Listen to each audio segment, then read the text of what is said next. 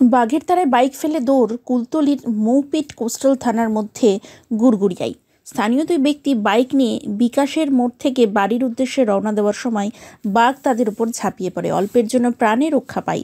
খবর পেয়ে ঘটনাস্থলে কুলতলির ফরেস্ট অফিসের একাধিক অফিসাররা সেখানে হাজির হন। স্থানীয় জিএফএমসি সদস্যরা রাতে মশাল জ্বালিয়ে রাত পাহারা দেয়। স্থানীয়দের মধ্যে রীতিমতো আতঙ্কের সৃষ্টি হয়েছে। তাদের ঘরের পাশেই জঙ্গল, আর তারা ঈশ্বরের সহায় বেঁচে আছে, এমনটাই জানিয়েছেন স্থানীয় এক গৃহবধূ। আর কি বলেছেন শোনাবো আপনাদের। আতঙ্কে তো আছি, ভয় তো লাগবে, জাতিভীতি, বার হলেও ভয়, থাকলেও কী করে, ঘরে কবাট ফবাট খারাপ, বাড়িতে বেটা ছেলে নেই, ভয় তো আছে আমাদের। কখন শুনলেন বাঘ এসছে? বাঘ এসে 7টার দিকে শুনেছি, 7:30। দুজন লোক বাইক নিয়ে যাচ্ছে, ওদেরই সামনে পড়েছে আর কি। ওরা লাফ করে পড়ে গেছে বাঘ, ওরাই চিৎকার করে পড়ে যাচ্ছে, বাঘ পার হয়েছে। বাঘ জঙ্গলে লৌকো আছে, লৌকোর কাছ থেকে গেছে, নদীতে হেঁচে কার পা ছাপ সব দেখলো, কিন্তু বাঘটা দেখতে পায়নি, কোথায় ঢুকে গেছে। লোকজন এসছে? হ্যাঁ।